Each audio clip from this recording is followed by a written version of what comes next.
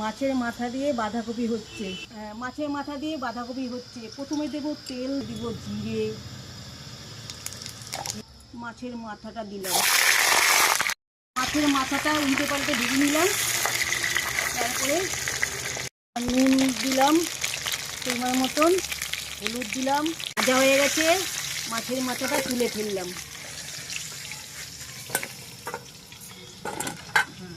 দেব আলুটা দিলাম, এবার টমেটো দিলাম,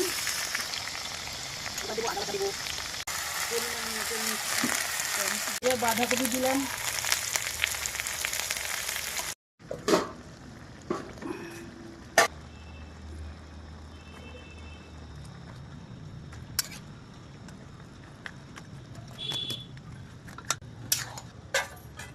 হয়ে গেছে? হয় না, এটা হবে তো।